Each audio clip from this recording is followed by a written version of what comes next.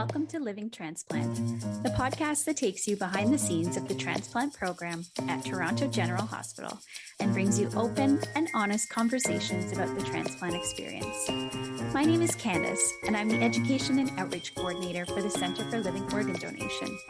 I'm also a kidney transplant recipient. This is where I developed my passion to support others in their journey to navigate the world of transplant. Full disclosure, I'm not a physician, and I'm not here to give you medical advice. Think of me as your guide through the world of transplant to educate, inspire, pique your curiosity, and fuel your passion. Living Transplant will show you the world of transplant like you've never seen it before. Welcome to the Living Transplant podcast. Today, I'm joined by amazing Allie Adams. We'll be discussing Allie's personal journey today with diabetes and her kidney pancreas transplant. And then later we will be interviewing Andrea Norgate, Clinical Transplant Coordinator at UHN. Thanks for co-hosting with me today, Allie. Yeah, thank you for having me. So I'm wondering if we can start at the beginning. Can you tell me a little bit about your journey with type 1 diabetes and when you were diagnosed? Sure. So I was diagnosed 30 plus years ago. It's an important date to remember. I promise I will bring it back to that. I was diagnosed when I was 5 years old. No history of diabetes in my family.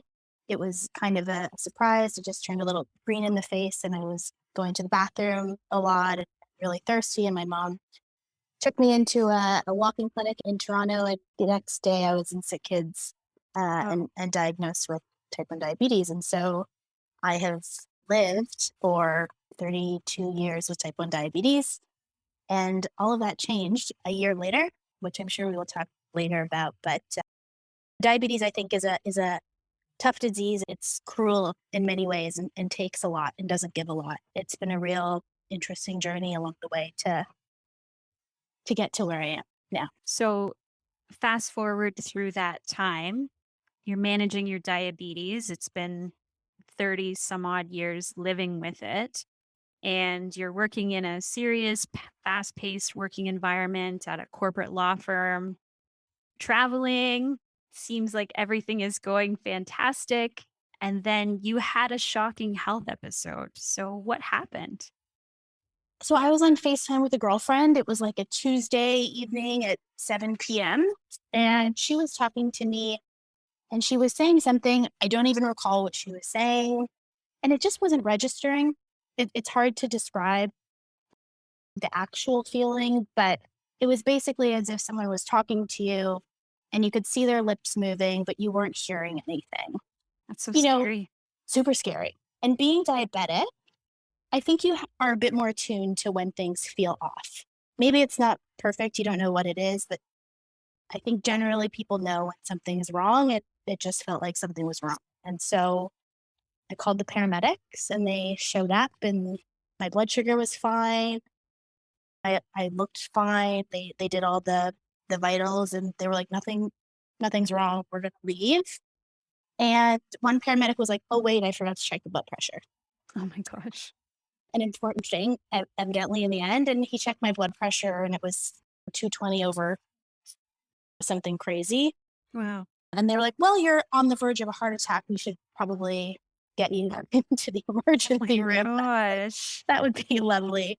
I appreciate that. And so, yeah, I went into the emergency room, like really not having any idea what was going on, not even thinking that it could be my kidney or I had no context. And so landed in the ER. And that's sort of from there, that's like really the starting point of my journey with kidney failure and all the subsequent sort of events that happened thereafter. So you're in the emergency room with this terrifying episode that happened, and are people coming in and out and telling you things, or are you kind of just there waiting to hear what's going on? I think Andrea can probably attest to this, like having been in the ER. Like when you're in the ER, I don't think people are searching for answers to chronic conditions. They're basically looking for like the acute thing that is happening to you in that moment. Right. Did they send you home and say, here's some blood pressure medication and we'll talk to you later? Yeah, I mean, it was a little bit of both. So I bought my first blood pressure machine at 31 years old following the ER visit, which would like become a very important thing for me to have. And I still have it. By the way, I like travel with it just because I'm a little bit OCD like that. I do too. Yeah. It becomes part of our body Yes, almost. yes. It's like a third limb. Uh, they did some blood work and I got a call a few weeks later basically saying like your creatinine is quite high. And I had no idea what that meant. And I was told that I would hear from the doctors. And that's sort of what I heard from the multi-care clinic team. But I really truthfully had no idea. They would say, we're going to look for lupus. And we did a kidney biopsy. And there was just an element of which I was so young, so naive about the complications of diabetes impacting me like quite what I felt was quite early on in life that I could have drawn 1,000 lines and I don't think any of them would have connected to kidney failure. For sure. That was somewhat like my story as well. I didn't have diabetes, but I was a crash start. And it was shocking to everybody at age 24 that I could have kidney failure because it's not something when you're sick or when you have different symptoms that they think a young person is going to have, right?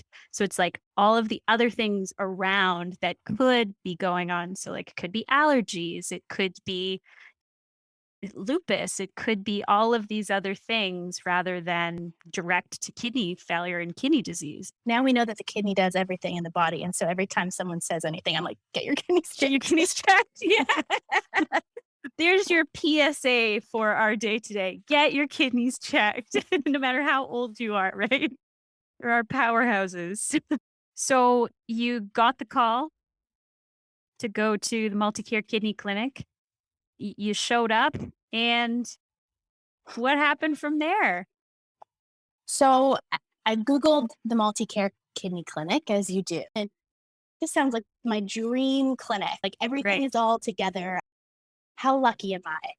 And ever the optimist, I go in. Right. I'm ready for all of these excellent specialists to tell me what's going on. I went by myself, not really expecting to get the news that I was about to get, but I met Dr. Cherney, who has been a monumental, amazing, incredible force in my life for the past 3 years. And he sat me down and said, you're going to need a kidney transplant.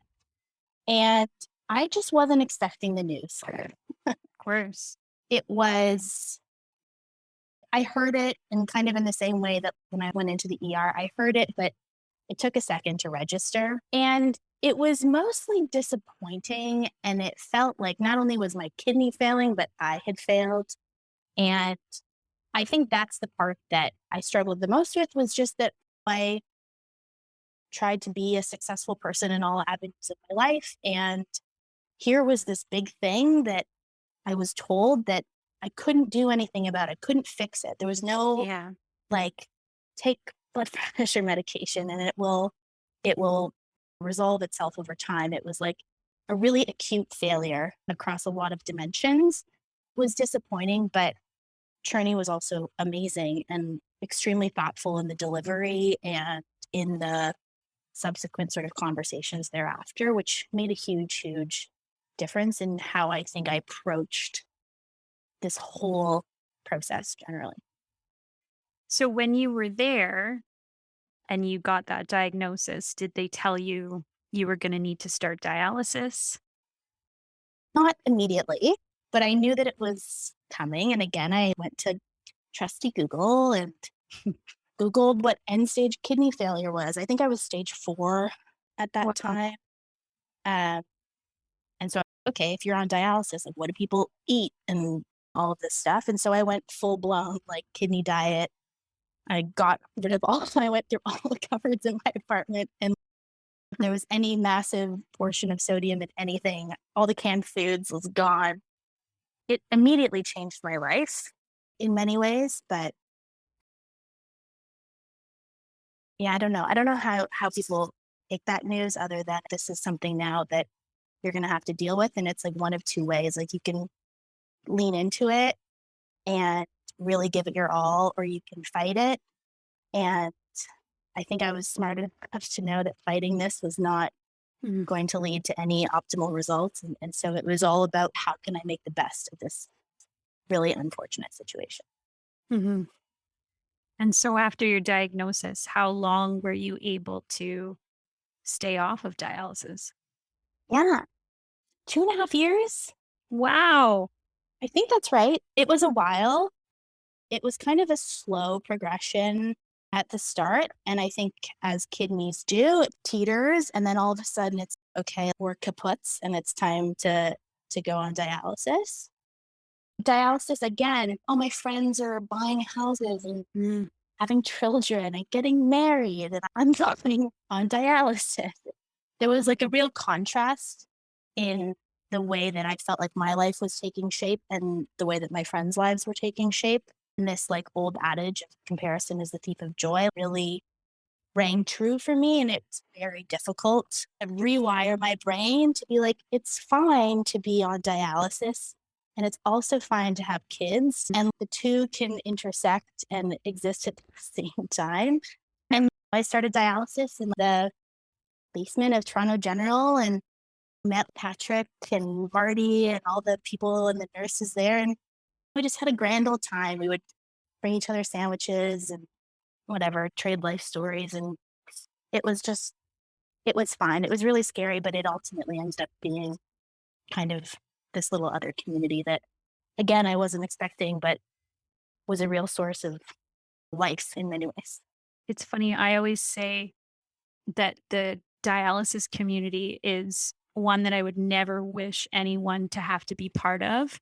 But once you're in it, they become family and you're rooting for each other because you've hit one of the lowest points in your life and you're now doing treatment for hemo. It's 3 times a week for minimum 4 hours.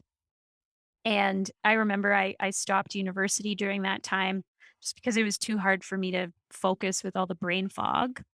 And I was going into dialysis and I wasn't seeing anybody who looked like me. Everyone around me was much older, which in some ways was great because I had people who kind of like took me under their wing and supported me like a kid almost, right? Like I was 24, so I was the kid in their unit and they took really really good care of me. But it was also hard to know, like you said, that my friends were going out to party on Friday nights. And I was doing dialysis, and there was no way after dialysis. It's a shocking place to be when you had expectations of what your life was going to look like. And you end up on dialysis and in that waiting space of not knowing what's next. Yes. The wait is the hardest part. So while you were dialyzing, you talked about transplant. You were worked up for transplant. Yeah. Yeah. Yeah. So I had originally been told that I needed a kidney. And I remember the day I went and met with Andrea to learn about kidney and pancreas. And I will tell you that before meeting Andrea, I was like, one organ transplant feels like enough.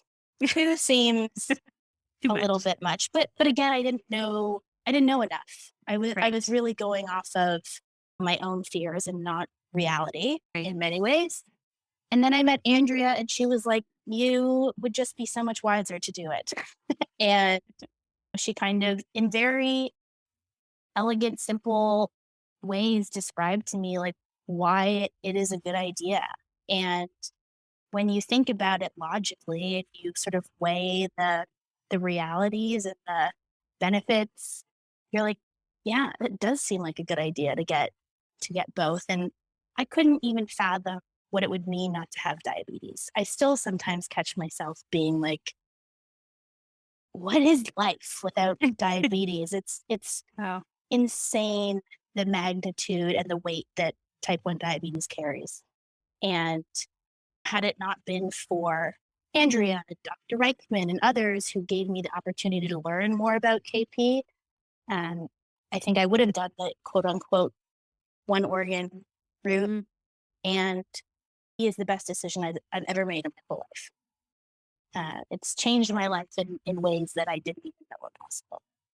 So I went the KP route. So did that mean that you were worked up for transplant and then you went on the wait list to wait for a kidney and pancreas? Or did you also go through the process of looking for a living donor for your kidney? Yeah, so I did both. I put my call for a kidney out on LinkedIn, the good old professional network of LinkedIn. And listen, it was the pandemic and people weren't meeting in person. And I've never had to ask for a kidney before. I've seen advertisements on the side of a bus and on the side of a highway, but I had never heard anyone's story and what was going on. And I felt like in my professional life, I'm a communicator, and I know that stories are the most memorable thing for people to consume in order to retain information. And so I sat on my living floor and I put my iPhone on the coffee table and I said, here's the situation. This is a little bit of the story of where I've been, how I got here. I am looking for a living kidney donor. If you don't want to donate a kidney, consider registering to be a donor, give blood. I wanted to give people optionality and not just feel like it was this singular request. And then I put the link to the form where you can register. And I don't know what I was expecting, to be honest with you. But what I received was exceptionally overwhelming in that random strangers would just say, I filled out the form and I hope that I can give you my kidney. And I was just perplexed at humanity. I was perplexed that people were this generous, that people were this thoughtful, that also had to reckon with myself, would I have done this? And could I have done this? And so it was a real emotional journey to not only share the story and sort of all the subsequent conversations and opening us up that came from that, but to really witness what I feel was the very best of human. It really is. It is shocking to know that there are people out there who love you enough to want to consider this in one realm, right? Those who we know who step forward, who are willing to risk that to save our lives. And then that there are this other group of people who hardly know us, but have this incredible altruism within them that they want to donate and give back because they can. And I think that's one of the wildest things that when I talk to donors that they say is, why did you donate? And they'll say, well, I can. I have two kidneys. I can donate a piece of my liver. And it's amazing to hear that perspective. Yeah. And also, I think what they may not appreciate at the time is just the lifelong impact that that will have on someone. I think you can never, even in words, say thank you in the way that it has meant thank you to you. There's no way I have found to describe the meaning that that has. It is so deep and it is so complex. People say life without Diet Coke is life altering. No, this is like life altering stuff. Have you been able to express in any way what that was like to go through the process? I mean, for me, it was my mom who was my donor. So it's a little bit of a different situation in that I see her every day and I'm able to thank her whenever I get emotional or when something goes wrong or all of the things that you do already with your mom. It's heightened that I can share that gratitude with her every day. Have you been able to share on social media or talk to your donor family? At 3 months, you can write your donor family a letter, which I did. The thing that I wish is that I could write them a letter like every month because what it meant to me at 3 months and now a year later are two completely different things.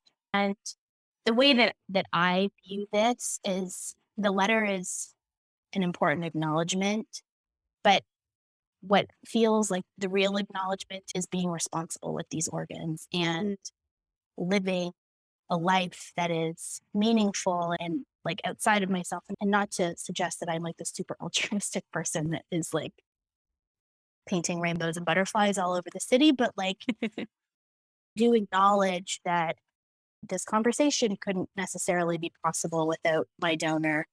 Me going to Chicago couldn't be possible. And I will sit on the plane and you're up there at 35,000 feet and things get a little emotional and I start to rub my belly and it's like, okay, little organs, we're going to Chicago and it maybe means nothing or maybe it means something. I'm not sure. But to me, I have just felt like the best way that I can say thank you and show my gratitude is to continue to talk about organ donation, to continue to talk about what it's meant to me, and to be thoughtful and kind to these two organs that are now, on loan to me.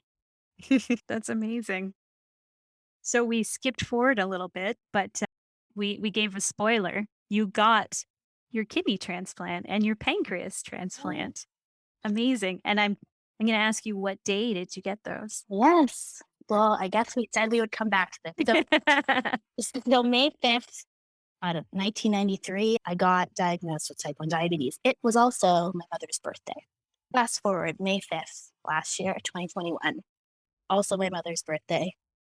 I am cured of diabetes the same day, 30 plus years that I was diagnosed.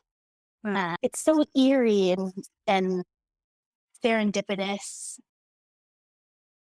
I always thought, I don't know why, but that I would get my transplant on a serendipitous day.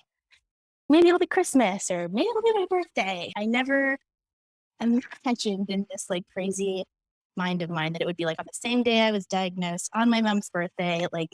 The whole thing was just, it's a super emotional experience to go through, but my mom's there with me and just looking at her can you believe that this is happening today? It's just unbelievable.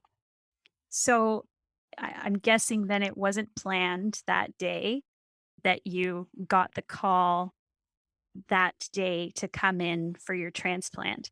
Had you gotten the call before as well? Yes, I had gotten a call 4 times total. Wow. The thing I say is this, we get a big binder, I think that Andrea wrote about kidney pancreas, what to expect, all of the considerations. Somewhere in the book, it says you may get the call for the organs, but it may not work out, right? I read that book cover to cover. And that portion of it I read, and maybe I'm just really not good at consuming things is maybe what I'm learning from this episode, talking out loud. But again, kind of one of those things that I read, but I didn't really understand the weight of it. And so over the course of, I want to say 8 or 9 months, I got 3 calls in pretty short sequence. And then there was a bit of a wait. And the first 3 calls were kind of devastating.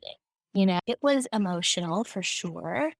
And one thing that I kind of appreciate now, having gone through it, is going in for a transplant is just this huge unknown, right? And so ever the optimist, I appreciate having gone through it now, or having gone through it 3 times, that I was okay, I kind of get what happens. You go in, you get worked up, and these are the conversations that you're going to have. And it gave me a bit of a training, but it was devastating. I didn't appreciate how devastated I would be.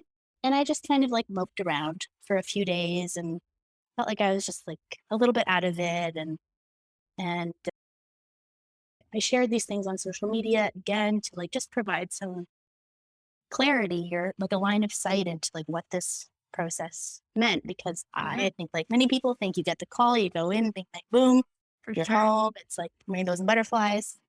And that was not the case. But on the 4th call, I got it. It felt good from the call. I don't know. It's funny, these things that are not real. But for the first 3 calls, I was really nervous and felt really, really scared. And on the 4th one, I went in. This feels good. I am ready. And I didn't say it out loud. I didn't tell anyone that it felt different because I was scared to jinx it. But it did. It felt different. I went to bed that night in the hospital, and I woke up the next morning at 5:30, and I was any word? Is it happening? And they're yeah, it's happening in an hour. It's 6:30. I was oh, okay. So, I call my mom. I'm it's happening. And I call everybody I know. And my mom walked me down, and Porter wheeled me in, and that was it. It's amazing. Yeah, it was great. Thrilling. It was thrilling.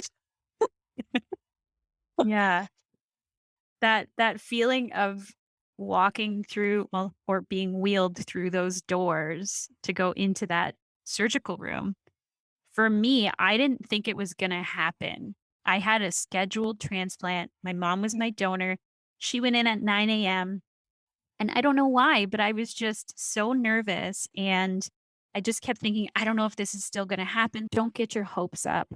And it wasn't until I was literally laying on the bed, looking up at the lights and them saying, okay, we're going to count backwards from 10 and you're going to fall asleep. That was when I was like, this is happening. We're doing this. And it's, it's thrilling and it's terrifying. And it's all of those emotions that are the highest and the peak of either side, of the peak of happiness, the peak of fear, the peak of depression. I feel like you're flying with all of these emotions when you go through that process. Yeah, I saw when I was wheeled in, I saw my donor's organs like on the back table. Oh my Uh, gosh. and I was just like, okay, this is it. Those are mine. Those are mine, but those are also someone else's. And I heard this story where someone, back to my earlier point that I'm not all this altruistic human being, like somebody had said, I went in for my transplant and I like took a minute to like recognize my donor. And I think a lot about my donor. And maybe, I don't know if that's right or wrong, but I just happened to think about this kind of unknown person a lot. And before they got to the operating room table, they said to take a minute for my donor. And I thought it's just so nice and wonderful and thoughtful and kind. And I wish I had been so thoughtful. But it is this sort of like realization that it is happening. It's happened. Get on the table, same thing. Like, what's your name? Countdown. Okay, I'll see you on the other side. Hopefully. Hopefully. Yeah. Amazing. So you made it to the other side. Obviously, you Yeah. are on the other side now. You're doing well. I'm doing great. Again, I just didn't know what I didn't know. So I was living with diabetic kidney disease and I was tired. I didn't know how tired I was until I had the transplant and I realized what you're actually supposed to feel like as a human being, because it's like a slow decline over however many years. The brain fog is a great example of something I just never acknowledged. I mean, I worked this whole time leading up to my transplant on dialysis. And at like 3 months, all of a sudden I was like, wow, like I am just more sharper than, than I used to be. Things make sense. I can read a book. I hadn't read a book for a really, really long time. I feel unbelievable. It's why I feel so like grateful for this whole thing. It's because it has fundamentally changed my life. This kind of like concept that like change happens slowly and then all at once. Like once I recovered or felt like I fully recovered, like I just had this new kind of lease on life where I was like, I'm just going to go for things.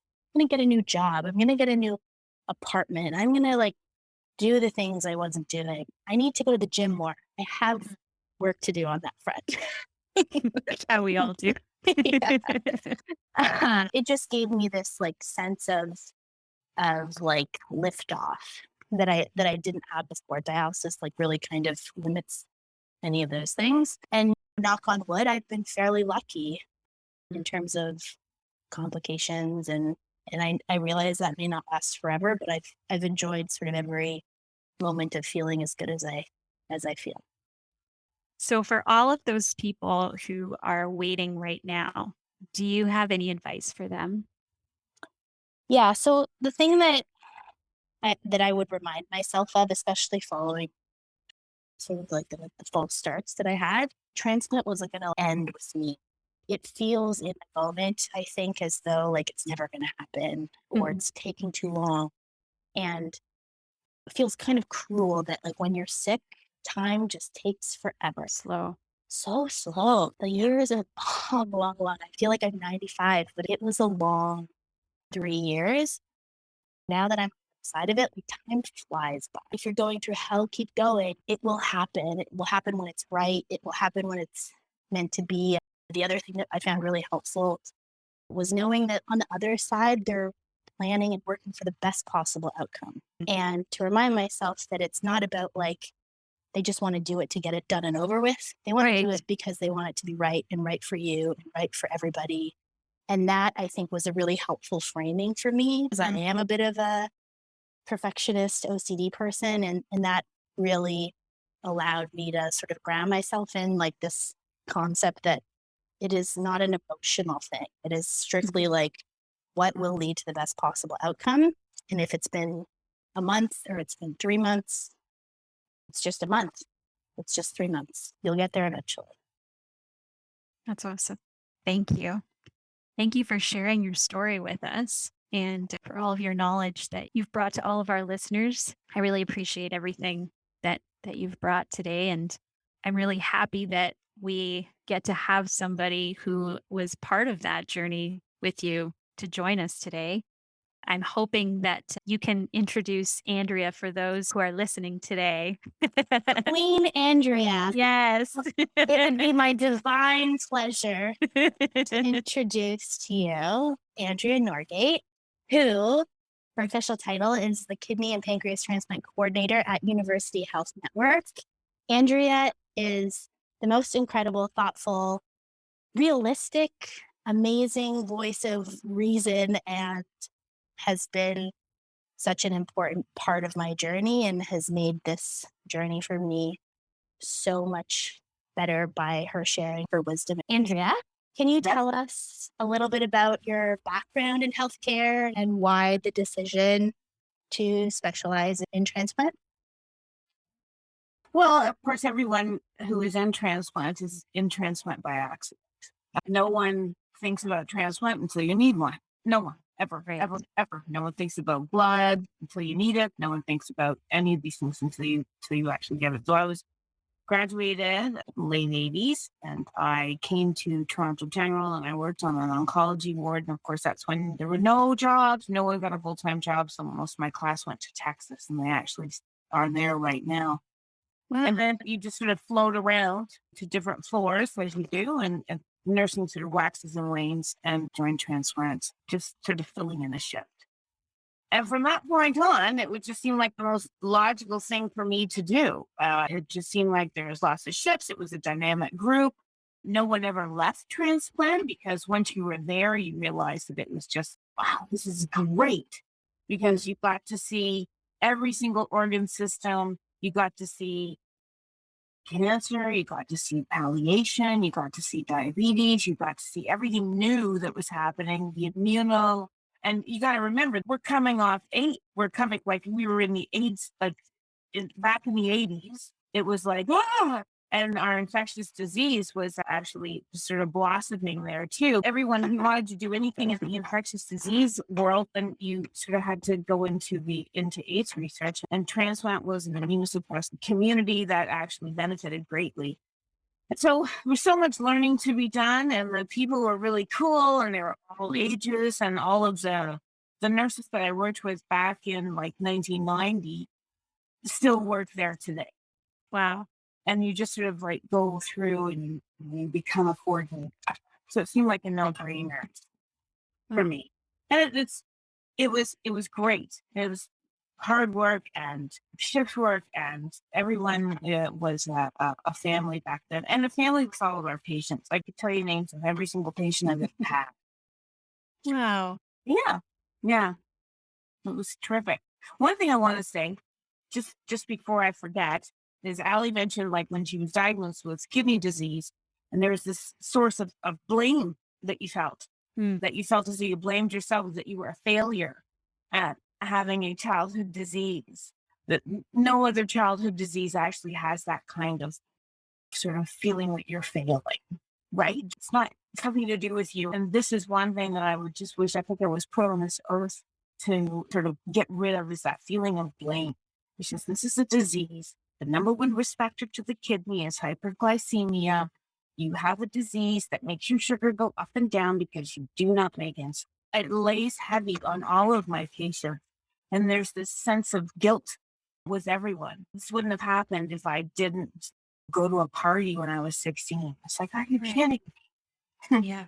And even the way we talk about things like kidney failure, it's right ingrained in there. Our organ failure, right? Like the way we talk about it, it's rejection, right? Yeah.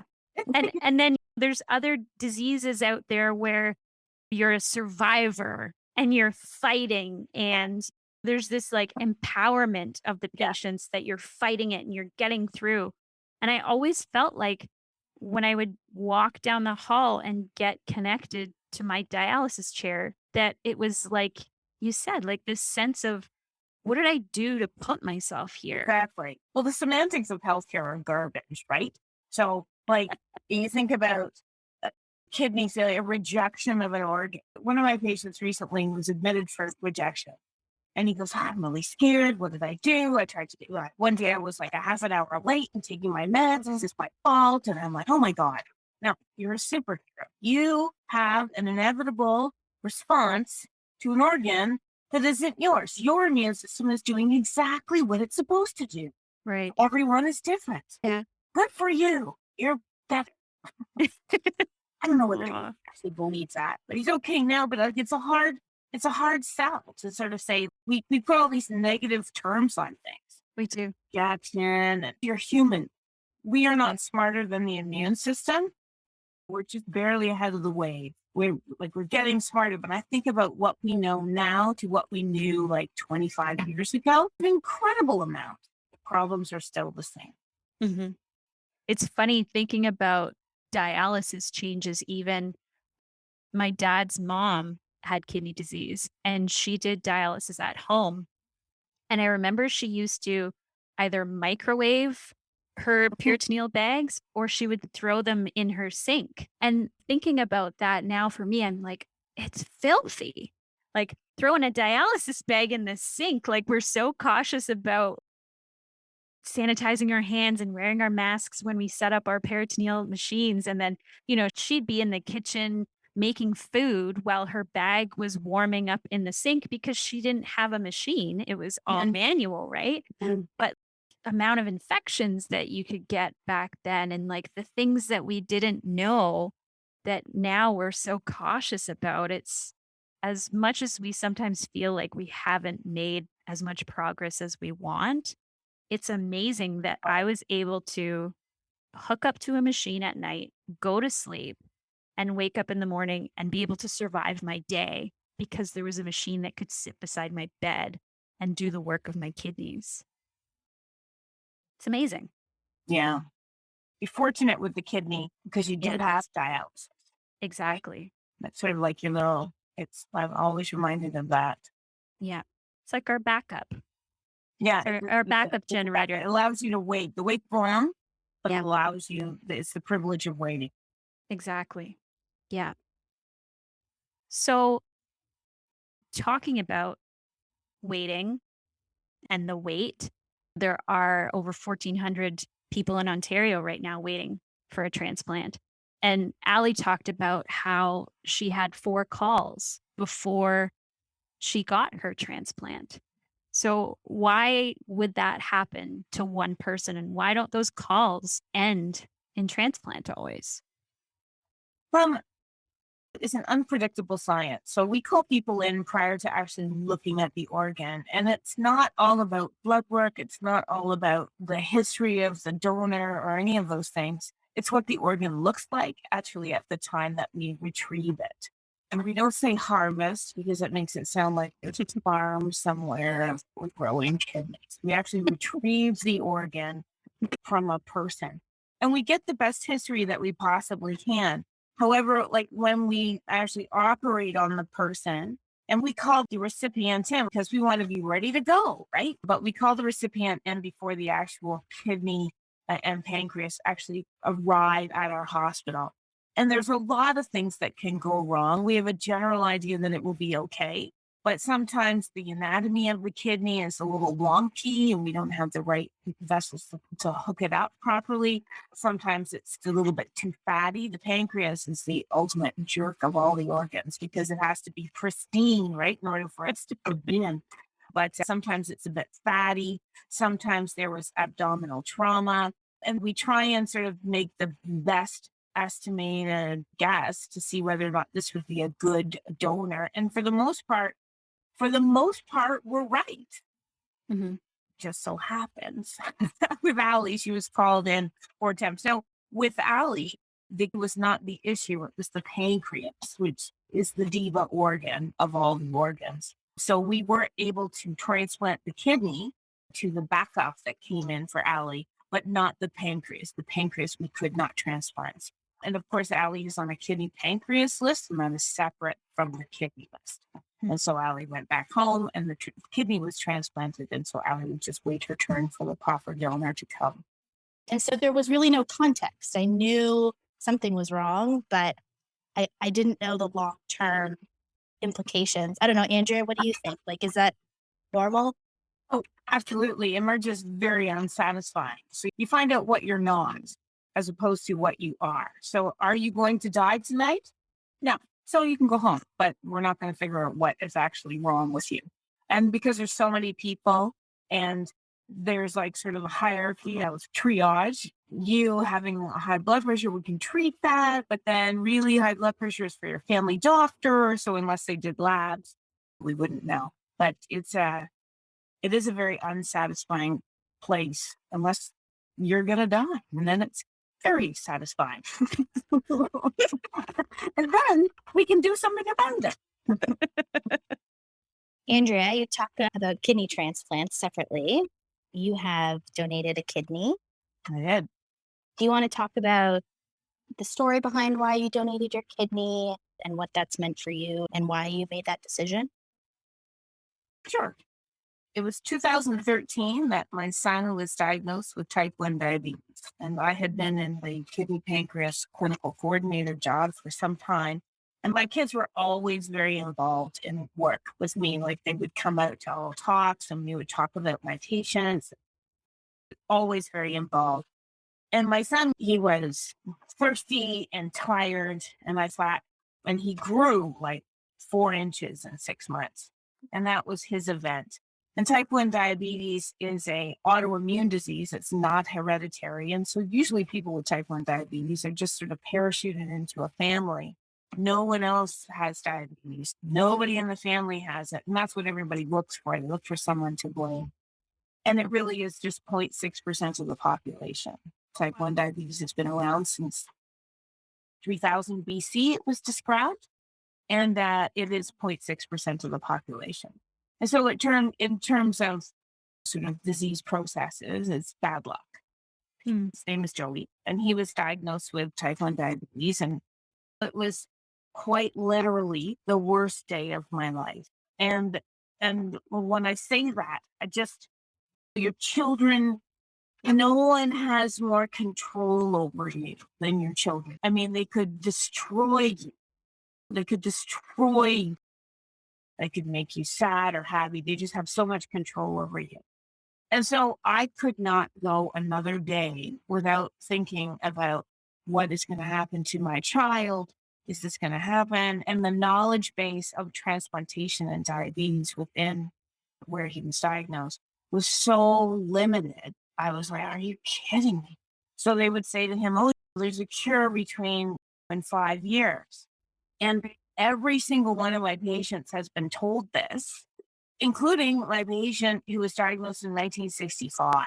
And I know that Allie was told, I'm 100% positive that Allie was told this too.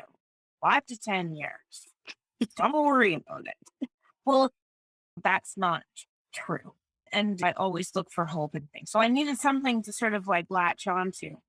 And so I thought to myself, well, I cannot possibly go through life with 2 working kidneys. And you always want to think, oh, I'll save my kidney for my child. And you would, except for by the time my son would need, or if he needs a kidney, I would be like 90, and nobody wants my crusty 90-year-old kid. And so I thought, well, why not use it now? And it was a bit of, I did it for 2 reasons. One, I was trying to parent by example. And I was trying to let my daughter see that you can donate a kidney. And so when if the time comes that your brother needs a kidney, then you can donate it. And you saw your mother go through it. And no one perished. I was perfectly fine. And I wanted for them both to see a little bit of give back. And then the second reason is I did it in honor of my patients. And again, nobody thinks about transplants unless you need a transplant. Like it just doesn't come up in your daily thoughts. And I did it on behalf of my patients because I know that every single one of my patients would donate a kidney in a heartbeat. There would be no hesitation. If there were the opportunity to sort of say, listen, can you donate your kidney? They'll go, sign me up. Yes. And so I did it in honor of that. And because my patients, as you said, they have a great ripple effect. Like one kidney transplant has a massive ripple effect. And it's not hard to do the right thing. And donating a kidney is the right thing. And a lot of people say, I'll never take a donor. I'd never take a kidney from my child or my sister or my mother or father. And you should allow people to do the right thing because it's not about altruism. There is selfish that I don't believe in altruistic acts. Everybody gets something out of it. And what I got out of it is thinking that the ripple effect of me has sort of my donation. It was an anonymous donation. And what it did is it started a chain of paired exchange. And so that sort of had a ripple effect. I'm quite attuned to this right now because the reason I was off this week, my dad just died yesterday. Oh my gosh, Andrea. Yeah. And he had 85 good years in a month of garbage. And so I feel as though he's very fortunate. But his actions, you learn from who you're influenced by, and his actions have had a great ripple effect of those people around him. And you're very introspective when something like this happens. And so writing a eulogy about him, I think about all the things that he's done. And I'm like, wow, if he didn't do this, then this wouldn't happen. And he's no great feats, but he's a very nice and kind man. And I think just that in itself really has a great impact on everyone. And I feel very fortunate. And I know when I was donating my kidney, the first thing that my dad said to me was, you never thought about donation. He said, can he have mine? And I'm like, well, no, you're old and no right now. Keep your own kidneys. But that's all he wanted to do, right? But if you knew someone beforehand, you would think of that too. And that's about it. Wow. I'm so sorry, Andrea. It's not a sad moment. It's not a sad moment. It really is a moment to sort of like reflect back on who had the greatest impact on you in your life. And my mother died when I was very young, so it was a great privilege to actually be his daughter. Wow. I can't even express to you, what I think your kids must think of their mom. Well, and you ask them, and it's not a big deal. Like when Bill was asked about this, like someone could get this emotional response out of Joe and Georgia. And they were so funny because they said, it's what she does. It's just, that's what you should do. And so that's what she does. And Georgia's like, she gives blood too. And I'm like, it's not a big deal because it's something that transplant's always been in our lives. Like none of us have needed the transplant, but transplant has always been in our lives. And so it's always been, it's just, of course you would do that. Of course you would do that if you have the opportunity and you have the knowledge and you have the very great privilege of having a job that will pay you to be off, right? Mm-hmm. That's another big privilege. It's the least you could do. Wow. And I mean, how amazing is that to walk into probably one of the scariest appointments that you're going to ever have in your life, knowing that you're going to talk about transplant, and then sit in front of your coordinator who you see as a healthcare professional who may not be in touch with what you're going through at all. And then them say to you, I donate my kidney anonymously in honor of my son. Like that has such power and weight. I think I found out later, but when you talk to people and they know, there are so many times, especially as a diabetic, you go and talk to a doctor and like, why are you not checking your blood enough? Or why are you not doing this enough? And to Andrea's point, there's a little bit of like, if you were living with diabetes, you'd have a much more empathetic, rational discussion. But of course, like if you have not experienced this yourself, it's very easy to sit and say, why have you not checked your blood enough? And I think when I met Andrea for the first time, I kind of mentioned it earlier, but she was just so professional and it made so much sense. And her empathy is the wrong word, especially after hearing her talk about what it has meant for her and sort of why she did it. But she spoke to me as if I was a human, and she spoke to me as if she had a real sense of like understanding of what I was going through. I think as a patient, the patient experience is completely different when you're speaking to someone who's understood the journey from perhaps both sides. There's a lot of blame in healthcare. There's a lot of blame in kidney disease too, right? Your weight's up. What have you been doing? Your potassium's up. What have you been eating? Like everything. It's obviously your fault. Completely. Everything's your fault. And we set people up to lie all the time. How is your glucose? And you should say, if someone asks you, if you have diabetes and someone asks you, how is your glucose control? Your answer should be the same. Just like, glucose control is garbage because I don't make any insulin. How's yours? Right? Like it's just a dumb thing to ask someone. More so, how's it going? How are you? And Joey actually always said about checking your sugars. And now it's a little bit different. There's these machines and it's a little different, but it's still all on you. Like you're in the equation of like complications that happen in your life. Everyone just wants to be out of the equation, right? I said to you, listen, you're in the equation, your actions will definitely impact every single thing that happens that's wrong in your life. And you're like, oh, why am I in that equation? I'm just trying to be good. Joey actually said one time, asked, why don't you take your sugar enough times? Why don't you take your sugar like 6 times a day? And he was asked this during dinner when we had a large family dinner. And what a way to put a kid. He was like 17 on this, like at the time. And so luckily he's a bit cocky. That's diabetes did that. Actually made him a bit more cocky. He said, whenever I check my sugar, there's only 2 answers. 1, I'm normal, or 2, I'm a failure.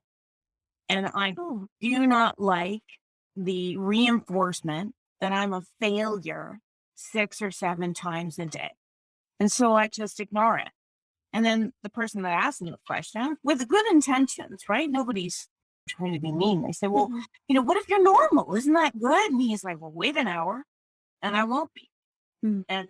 And then if you check your sugar, and then everyone's going to ask what it is. And it's nobody's business, right? Like it's no one's business. Like imagine being asked, like, what's your blood pressure? Every time you go out, it's just sort of like, well, if your blood pressure is elevated, I mean, that's one thing, but at least everyone can say, oh, well, it's not the same. And I don't know, Ali can attest to this, but I know this to be true. Everyone is an expert in the disease that you have. And especially with diabetes, people will come up to people if they see your monitor on you, they will freely give advice that is not good or inaccurate. The same with transplant. I mean, everyone, they find out that you're on the list, everyone's an expert in transplant because their Uncle Bob had one in 1970. Right. Or how you walk around, 8 months pregnant in the grocery store and everyone comes up to you to tell you what you should be eating or how you should breastfeed and what your kid's name should be because you've put a sign out that says, please give me advice. And my patients are remarkable. I mean, I have the best patients of anyone, but they're remarkable insofar as they actually are quite attuned or they're very adept at ignoring people. And you just have to sort of smile and nod and just say, okay, thank you. Thank you. Like Ali was saying, take the responsibility of the life of their donor's organs. They don't screw around with it and they take it very seriously. And it's almost as though they're lighting the candle for their patient, for their donor every day, all day. I have one patient that everything he does, he's like, it's for my donor. It shouldn't be lorded over your head or anything like that, but it's just sort of a remarkable attitude to just sort of have that that's why they're better people than the regular population. They're just sort of better just because they can appreciate things and they appreciate it from a different level. And then the level is the importance of good health and gratitude. And that's why all my patients write their donor family And some people get letters back and some people don't, and that doesn't matter. It's just sort of that circle of gratitude. You need to say thank you. And it just sort of takes away a little bit of that sort of like, oh, was any of this my fault? So thinking about pancreatic transplants, are they a cure for diabetes? No, it's not a cure for diabetes. What it is a different method of insulin delivery, right? So you don't make any insulin. And so people with diabetes have to have exogenous insulin. So it's the lab-made insulin that they inject into themselves. And it's not about just food and insulin. It would be very easy if it was about food and insulin and having your glucose go up and down. And glucose is sort of like a little shard of glass. If you think about it as a shard of glass. And so if your glucose is elevated, that means it's not inside the cell and it's not protected. So you've got shards of glass spinning through your body. And complications happen within decades, right? So decades, it seems like, oh, it's a very long time, but at least most at 5. Decades come by pretty quick, right? So 30 to 40 years, it goes by very, very quick time. It's very odd. And the older you get, the faster it seems to come. And so diabetes, like a transplant, you're on immune suppressant medication and you're going to be on that for the kidney. And so we put the pancreas in, and it's only 2% of the pancreas that makes insulin are the islet cells. And so we transplant a whole pancreas just for 2% of its function. And that pancreas now delivers the insulin. But it is much easier to have a pancreas transplant than it is for you to manage your insulin by yourself. So some people who have the transplant think it's a cure, but you're still immunosuppressed, so it's not a cure. With type 1 diabetes, we're looking for a cure after it's already happened, right? It's very counterintuitive. Sometimes I think we should sort of look for how do we prevent this from actually happening in the first place? And it's a 0.6% chance. It's completely random. There's not a lot of predicting value factors. It's very difficult, but it's a matter of how do we get islet cells? How do we replace someone's islet cells with their immune system not actually paying attention? Andrea, can you talk a little bit about what would make someone eligible for kidney pancreas? And if given the option for kidney or kidney and pancreas, what you would tell someone?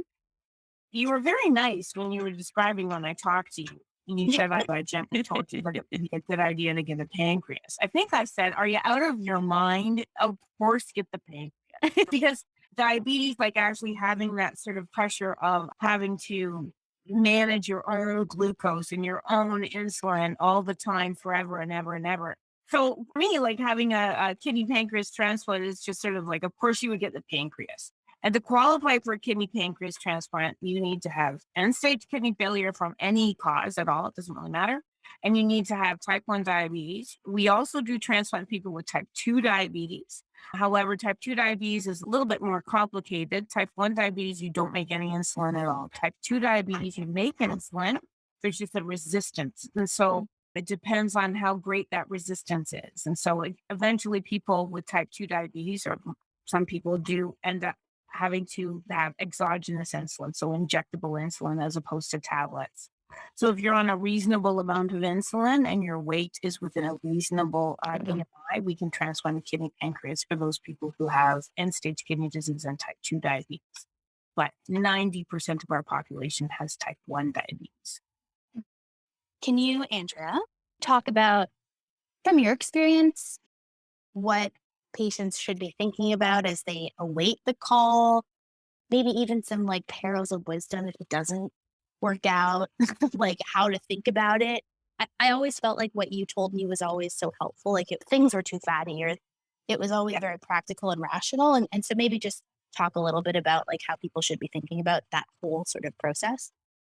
Waiting for like transplant, you have to remember the recipient side of things is 50% of the transplant, right? And so we never really talk about the other 50% of the transplant. And so that person has had something tragic or something devastating happen to them, and they are pronounced and their family is approached. We talk to the family and the family decides. We look to see whether or not the patient had any kind of pre-registration, and the family decides, and then there's a questionnaire, and then there's an identification, and then the patient is pronounced brain dead. And so it's a very long process that happens before that. And there's teams, and then the allocation system is province-wide. So where is the greatest need? If it's a younger donor, would it go to a child? And which children's hospital would it go to? And then once the allocation system deems that a kidney pancreas is suitable for our hospital and it's for this person in this blood group, and they don't have any antibodies that match it, then we'll call them. But we call that recipient in long before we actually go to retrieve the organs. And donors don't move, they stay in the same spot. And that's for a whole bunch of reasons. It's easier, and plus they are brain dead, but their organs are being supported with ventilator and artificial respiration, right? So our team goes out there and we retrieve the organs, and there's teams. There's a lung team, there's a heart team, there's an abdominal team. And the abdominal team, for the most part, is retrieving for maybe sick kids, maybe St. Mike's, or for all of the transplant hospitals. And if you're lucky enough to get called in, then we're calling in. And while you're coming in, all of this other background work is happening. And so when we say, no, the organs are not suitable, it's not, oh, what a waste of my time. Like, there's a lot of work that went into this, and we just want to make sure that the right organ is going into and the most successful outcome. And we care about you. We care about what happens to you, and we care about what happens to the donor too, because we have a responsibility not only to you, but to our organ donor's family to ensure that the best outcome will happen for each individual graft. And you're one of 8 organs. And it's amazing every single time. But while you're waiting is very difficult. And it's also completely out of your control. You're just like, yeah, I'm enlisted. And then it's, no, what do I do? But I feel as though, especially for kidneys, you have a disease process that you have something to look forward to. And a lot of diseases do not have that privilege, right? You have something to look, there is a light at the end of the tunnel. You are not in control of it. And you just have to sort of trust that your team actually has your best interest at heart, and truly, truly do. One of the things that Andrea told me, I think our first meeting, was to keep living, like not to wait and put everything on hold. I think it was such good advice, and I feel very important for other people to know, because I kept playing tennis and working and doing activities. And I think mentally that was such an important thing to have been told, because it allowed me like freedom in this like extremely unknown situation. It kind of takes you outside of yourself and like removes the and go on holiday too, right? Should I go on holiday? I'm like, absolutely not losing your place. You just go on hold for a bit so that we don't waste time contacting someone that's not there. And then when you come back, well, let me know and you'll be activated again. So you should still live your life, because life is precious and important, and you're making memories. And I feel as though dialysis is a chapter, right? Hopefully one you'll never have to repeat, but if you do have to repeat it, it's a chapter in your life, and you can learn something from it, and you can look back on it, and you can sort of say to yourself, Candice, you would not be in this position had you not had that chapter, right? For sure. And I find that people who have had some kind of experience or use their OHIP card, they have a greater appreciation for health and for life and for other people. Absolutely.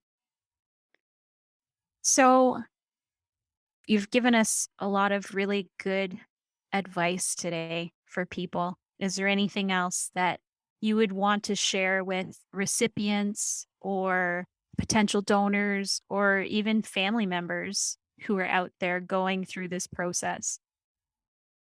It's not hard to be nice. It's not hard to do the right thing. And whatever you can find, if you just make yourself aware of what is out there, giving blood is a huge, huge, huge thing. And I'm very pleased to announce that people with type 1 diabetes can give blood now. Amazing. Yeah, I know. That was never the case. And that always irritated everybody, especially Joseph.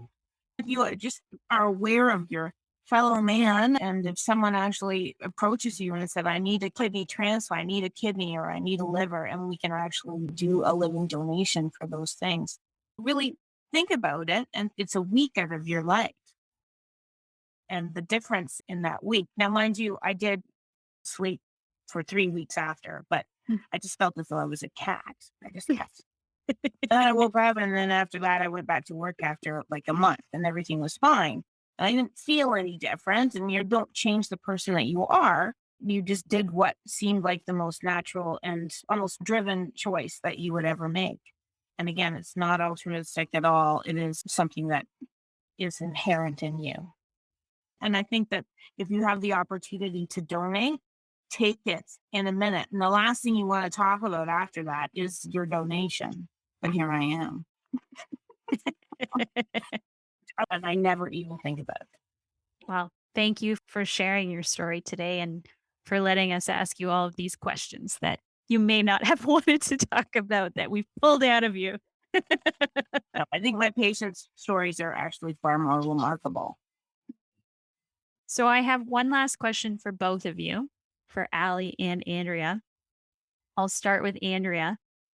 If you were a tree, what kind of tree would you be? I think it's a white pine because they're the ones that are in the group of 7 ones, the ones that are just like they're not very organized. They're just sort of like twangy over, and most of the stuff is on top and the bottom is there, and they're actually always have a little wind blown, and that would be me. I love it. What tree I'm talking about? Like Absolutely. a group of 7 crazy ones. They're kind of bent to the side. They're just very. They're affected by life. They have a lot of character. Yeah. And what about you, Allie? So I took a quiz, I must admit, about what kind of tree I should be. This is like a thing that exists. That's amazing. You need to take the quiz. Said I was a southern oak, which I don't really know what that means. I did also ask some friends, and they said a Christmas tree, and I think that's a hilarious answer. I don't know why a Christmas tree, but I think maybe some colorful present sort of colorful kind of person that likes to bring joy. Yes. From how much I know about you and our conversations that we've had, to me, Christmas is just, the symbol of magic, and the Christmas tree is the center of that. And so I think what your friends were trying to say is that that's who you are. You're the one who brings magic into their world, and joy and colorful, bright light that you are. I love that. That's very kind of you to say. Thank you. That's awesome. So our Christmas tree and our white pine. Candice, what about you? Yeah. I asked this question, but I didn't often think about it, putting me on this spot, and this is recorded. I love birch trees. I don't know if I would be one, but I spent my summers as a kid up in the Kawarthas all the time. And you'd peel the old birch tree bark off, and we would like write each other messages and roll it up into funny little things. And so I think birch trees just remind me of nature and having your feet bare in the lake and sunshine and all of those good, happy moments that you can kind of hold on to when you think about birch trees. So thank you so much, Allie, for sharing your story today and for co-hosting with me. And thank you, Andrea, for taking the time to explain to us about the KP process and all of the things that patients go through, as well as your personal story about being a donor. We're so grateful to have had you today to share your story, and we will continue to ask you to share your story, even if you are not wanting to at times, because it's very important to hear what you have to say and all that you've done for your patients and continue to do. So thank you for being here today. My pleasure. We love Andrea. Yes, we do. We love Andrea. That'll be in the final notes of the episode. Awesome, ladies. Thank you so much for today. Don't forget to subscribe to Living Transplant Podcast wherever you're accessing this today. Please share with your friends. And if you have any ideas for future podcast episodes, you can reach out to us at livingorgandonation@uhn.ca. And for more information on living organ donation, you can visit us at www.livingorgandonation.ca. Thank you for listening.